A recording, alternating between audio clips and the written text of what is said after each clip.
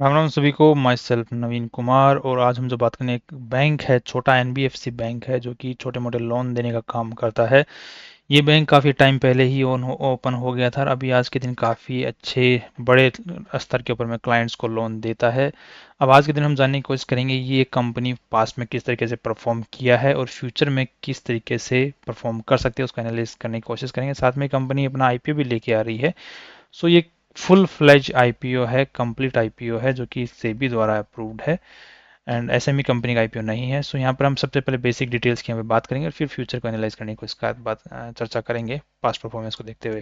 और साथ में हम फिर कंपैरिजन भी करने की कोशिश करेंगे जो कंपटीशन में इसके कंपनियां हैं उनके साथ में, जिससे कि हमें ये लिस्टिंग गेन्स और फ्यूचर में आज के दिन क्या वैल्यू लगाएगी उसको पता करने की भी कोशिश करेंगे। सो 19 जून से 21 जून के बीच में इस कंपनी का आईपीओ खुलने वाला है। अब ध्यान रखिए कि 19 जून से 21 जून के बीच में बहुत सारे आईपीओ खुल रहे हैं। सो ये वेदर उसमें इसमें हमें अप्लाई करना है कि नहीं करना है, इसके एंड ऑफ द डिस्कशन आपको पता समझ में आ जाना चाहिए। आई गेस, आई होप कि मैं इस चीज़ को क्लियर कर पाऊँ, एनालिसिस जो मेरी है वो आपको हेल्प कर पाए। अब यहाँ पे इस कंपनी ने अपना जो प्राइस सेट किया वो 120 रुपीज़ प्राइस बैंड है। जो कट ऑफ प्राइस है वो सेट किया 125 का शेयर का लॉट साइज है। यहाँ पे 15,000 रुपये की जरूरत आपको एक आईपीओ एक लॉट के साथ में अप्लाई करने में जरूरत पड़ने वाली है। 132 करोड़ रुपए कंपनी इस आईपीओ के थ्रू उठा रही है, जिसमें कंपनी अपनी जो पूरी वैल्यू लगा रही है जो लगभग लगभग कितनी आ रही है, I guess that's around 512 crore रुपए की कंपनी उस पूरी एनबीएफसी बैंक की पूरी वैल्यू लगा रही है। कंपनी ये एनबीएफसी बैंक अपनी वैल्यू लगा रहा है 512 करोड़ रुपए की। इसके बदले कंपनी कितने रुपए उठा रही है? 135 करोड़ 132 करोड़ रुपए। नेक्स्ट देखते हैं यहाँ पे जो मालिक लोग हैं उनके पास में 56% के आसपास में शेयर होल्डिंग आईपीओ से पहले थी, जिन्होंने इस कंपनी को इस एनबीएफसी को स्टार्ट किया था प्रमोटर्स के पास में। अब आईपीओ के बाद में उनके पास में लगभग 41% शेयर होल्डिंग रह जाने वाली है। नाउ दैट्स अगेन एक फुल फ्लेज आईपीओ होता है उसके लिए फिर भी प्रमोटर्स के लिए अच्छी खासी शेयर होल्डिंग मानी जा सकती है। नेक्स्ट अगर देखते हैं कंपनी आज के दिन करती क्या है, तो ये छोटे मोटे लोन्स देने का काम करती है। आज के दिन 2 लाख से ज़्यादा कस्टमर्स को ये अब तक सर्व कर चुकी है। डिजिटल अपने जो फिजिकल ब्रांचेज हैं उनके थ्रू भी ये अपना जो लोन है वो बांटने का काम करती है छोटे मोटे ओनर्स को, या फिर व्हीकल के लिए लोन चाहिए। बट ध्यान रखिएगा ये यूजुअली उन कस्टमर्स को टारगेट करती है जिनका क्रेडिट स्कोर्स इतना कुछ खास अच्छा होता नहीं है, जिनको कहीं और से लोन मिलने में समस्या होती है, दिक्कत होती है। तो इनके जो क्रॉस एनपीएज रहने के चांसेस रहते हैं वो ज़्यादा थोड़े से हाई रहते हैं और इनके जो प्रॉफिट्स बनने के चांसेस होते हैं वो भी बहुत अच्छे हाई रहते हैं। सो यहाँ पे रिस्की मार्केट में ये कंपनी खेलती है, काफ़ी टाइम से खेल रही है। That's again fine. अब देखते हैं कंपनी आईपीओ लेके क्यों आना चाह रही है। तो कंपनी ने जो अपना मेन रीज़न बताया है वो बताया कि हमें अपना जो कैपिटल रिक्वायरमेंट है उसकी ज़रूरत है, क्योंकि ये जो आरबीआई द्वारा कुछ रूल्स मैंडेटेड है कि आपके पास में इतना कैपिटल होना चाहिए। उसके लिए इनको थोड़ी सी कमी पड़ रही है, जिसके लिए इनको अपना कैपिटल बेस बढ़ाना पड़ेगा, जिसके लिए कंपनी आईपीओ लेके आ रही है। और ध्यान ये भी कि ज़्यादा से ज़्यादा कस्टमर्स को हम लोग सर्व कर पाएँ बिना किसी और कंपनियों से लोन लेके पैसा उठा के फिर आगे कस्टमर्स को लोन दें। इससे बेटर कि हमारे पास से पैसा हो जिसी को हम लोन पे दे पाएँ। तो ये बेसिक रीजंस हैं कंपनी के आईपीओ लेके आने के पीछे। Now that's all are fine good till now. अब देखते हैं कि यहाँ पे नेगेटिव चीज़ों की अगर बात करते हैं, ये तो अभी तक तो सब कुछ ठीक था।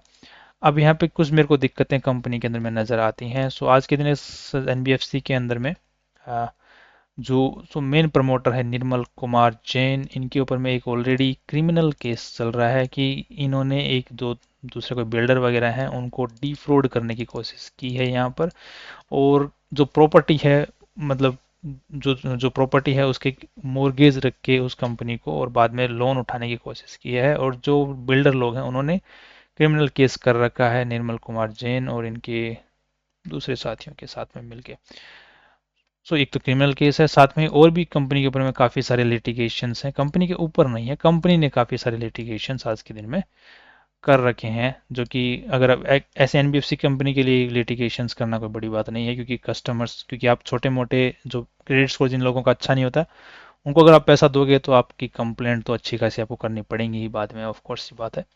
सो आज के दिन अच्छी खासी कंप्लेंट्स इन्होंने कंपनी ने कर रखी हैं। दूसरा देखते हैं यहाँ पर अगेंस्ट द प्रमोटर भी देयर इज एक criminal complaint. Now that's again थोड़ी सी वही कह रहा है कि एक जो मेन प्रमोटर है कंपनी का उसके खिलाफ ये जो इस टाइप की कंप्लेंट आती है, इस कंपनी को अगर आप कंप्लेंट को आपको कंप्लीटली पढ़ना है तो आप आरएचपी के अंदर में लिटिगेशन नाम से सर्च कर सकते हैं और बाद में आपको उस कंप्लेंट का पूरा डिटेल मिल जाएगा।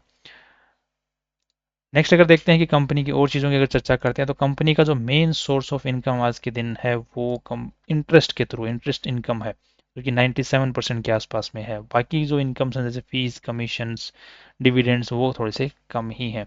सॉरी, 95% के आसपास में 2023 के अंदर में, और बाकी जो है फीस, कमीशंस, इनकम्स वो 2.63% के आसपास में है। सो इंटरेस्ट इनकम ही मेन इनका सोर्सेज है। नेक्स्ट अगर देखते हैं कंपनी की जो लोन बुक है आज के दिन में लगभग 379 करोड़ रुपीस की है, जो कि काफ़ी अच्छी खासी इंक्रीज है पास्ट ईयर्स को देखते हुए। बट यहाँ पे 2021 की लोन बुक को देखते हैं तो यहाँ पे आज के 2023 के अंदर में जो लोन बुक है काफ़ी घटती हुई नजर आ रही है। फ्रेश डिस्बर्समेंट है वो भी थोड़ा ठीक ठाक है, but still not that good. Income from operations ठीक ठाक है but not that good. Everything is good, fine, but not that good. और इंक्रीज नहीं हो रहा है यहाँ पे, कुछ खास इंक्रीज यहाँ पे नहीं है। कंपनी का जो लोगो है, जिसके कंपनी का जो ब्रांड नेम है उसको हम है आसान लोन्स, तो कोई रजिस्टर्ड लोगो है, दैट इज फाइन। बट अभी तक हमने जो चर्चा किया है वो सारी ही कंपनी के बारे में मैक्सिमम लेवल के ऊपर में कंपनी के बारे में नेगेटिव ही है। कंपनी के पास में आज के दिन जितनी भी ब्रांचेस हैं वो सारी की सारी लीज पर हैं। वो कोई भी कंपनी उनको ओन नहीं करती है, रजिस्टर्ड ऑफिसेस किसी भी चीज़ को कंपनी ओन नहीं करती है। डेट टू इक्विटी रेशियो जो कंपनी का है वो थोड़ा सा खराब है। साथ में एवरेज कॉस्ट ऑफ बोरोइंग जो है कंपनी, क्योंकि एनबीएफसी है तो कहीं और से लोन पे पैसा उठाती है कुछ इंटरेस्ट के ऊपर में, बाद में अपने कस्टमर्स को लोन पे पैसा देती है। तो कंपनी का खुद का जो एवरेज कॉस्ट ऑफ बोरोइंग है वो खुद 13% के आसपास 2021 में था, अभी जो है 11% के आसपास में है। एट प्रेजेंट डेटा जो 2023 में भी अगेन 13% के आसपास में ही था। सो नव दिस शोज की कंपनी चाहकर भी अपने कस्टमर्स को सस्ते में लोन नहीं दे सकती, क्योंकि कंपनी को खुद को महंगा पड़ रहा है। अगर हम नेक्स्ट शीट के ऊपर में देखते हैं तो यहाँ पे बैंक ऑफ बड़ौदा से 13% के आरओआई के ऊपर में लोन ले रखा है, टर्म लोन ले रखा है यहाँ पे 14%, 15%, 14%, 15%। राइट, तो ये बैंक को, कंपनी को खुद को महंगे में पड़ रहा है तो कस्टमर्स को भी महंगे में पड़ेगा। अब कस्टमर्स को महंगे में पड़ेगा तो अब जो ढंग के कस्टमर जिनका क्रेडिट स्कोर अच्छा होता है तो वो बैंक से ही लोन ले लेंगे, इन कंपनी से लेने की जरूरत नहीं है। अब ये कंपनी से लोन वही लोग लेंगे जो ऑलरेडी ग्रे एरिया के अंदर में है, जिनका क्रेडिट स्कोर खराब है, या फिर फर्स्ट टाइम मूवर्स हैं, या फिर उनको शुरुआती लालच अच्छा दिखाया जाता है एड्स के थ्रू, जिसकी वजह से अब कंपनी की कंप्लेंट्स बढ़ती हैं और बाद में कंपनी को फिर लीगल एक्शंस भी लेने पड़ते हैं। सो ओवरऑल जो अभी तक सिनेरियो बन रहा है वो नेगेटिव ही बन रहा है। नेक्स्ट देखते हैं, और अब अगर नेक्स्ट देखते हैं कंपनी के बारे में तो आज के दिन जो कंपनी का जो बैलेंस शीट है, बैलेंस शीट इज और फाइन, इतना कुछ उसमें दिक्कत मुझे नज़र आती नहीं है। कैश ठीक ठाक है। Property and plant and equipment जो कि लीज पर है यूजुअली, सो वो भी ठीक है, कोई दिक्कत वाली बात यहाँ पे नज़र नहीं आती है। अब ओवरऑल जो मेरा रिव्यू है, फाइनल जो व्यू बन रहा है वो थोड़ा सा नेगेटिव साइड में कंपनी को लेकर के बन रहा है, because of the thing is, जिसको हम अभी चर्चा करते हैं कि अब इसको अगर हम फियर कंपैरिजन करने की कोशिश करेंगे यहाँ पर जो दूसरी ऑलरेडी लिस्टेड कंपनियां इसी सेक्टर के अंदर में उनके साथ में, तो यहाँ पे किस तरीके से कमाई कर रही है उससे हमें एक थोड़ा सा क्लियर अंदाजा मिल जाएगा कि कहाँ पे कंपनी कमाई कर रही है। आगे तो यहाँ पे अगर कमाई के अगर लेटेस्ट डेटा के हिसाब से बात करते हैं तो प्रॉफिट आफ्टर टैक्स है 12 करोड़ रुपए, और वो भी 9 महीने का। तो अगर हम 12 महीने का चेक कर लेते हैं तो यहाँ पे 15 करोड़ रुपए कंपनी नेट प्रॉफिट कमा लेगी प्रोजेक्टेड बेसिस के ऊपर में। इसको अगर हम लोग थोड़ा सा और वो देख लेते हैं तो 16 करोड़ मान के चल लेते हैं।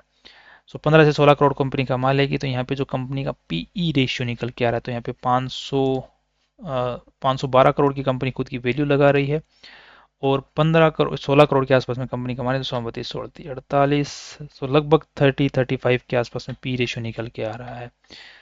तो उसको अगर हम कंपैरिजन करके हैं कंपनी के कॉम्पिटिटर्स के साथ में तो इनका 20 का पी रेशियो, इसका 13 का, इसका 16 का, इसका 14 का। तो इन कंपनियों के मुकाबले कंपनी बहुत कम कमाई कर रही है। राइट, एक तो कमाई बहुत कम कर रही है और दूसरी चीज साथ में हम पीबी रेशियो देखते हैं कि आज के दिन जो खुद की वैल्यू लगाई गई है वो कितना ऊपर लगाई गई है। तो यहाँ पे नेटवर्थ कंपनी की 217 करोड़ है एंड 132 करोड़ रुपीज और उठा रही है। तो यहाँ पे लगभग 340 करोड़ के आसपास में मान के चले थे कंपनी की जो है नेटवर्थ हो जाएगी 314 करोड़। तो यहाँ पे लगभग लगभग 1.5 का आसपास पीबी रेशियो आ जाता है, लगभग अप्रोक्स देख रहे हैं।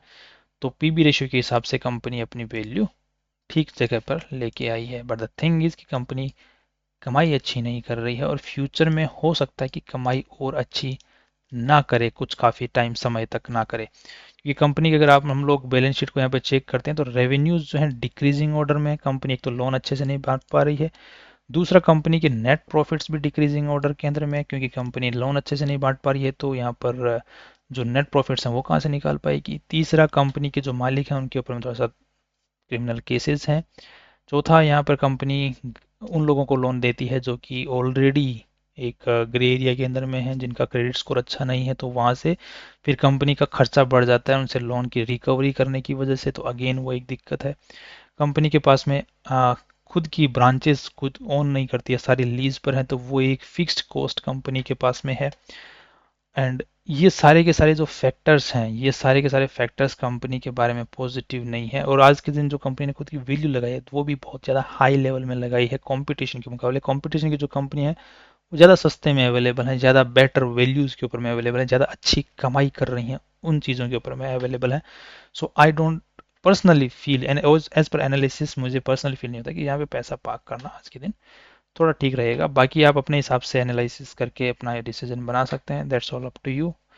बाकी आप अपने कमेंट बॉक्स में कमेंट करके बता सकते हैं कि आपको एनालिसिस किस तरीके से हेल्प करती है आपके डिसीजन मेकिंग के अंदर में। कल फिर मिलते हैं एक नए इंपॉर्टेंट वीडियो के साथ में। सी यू टुमारो।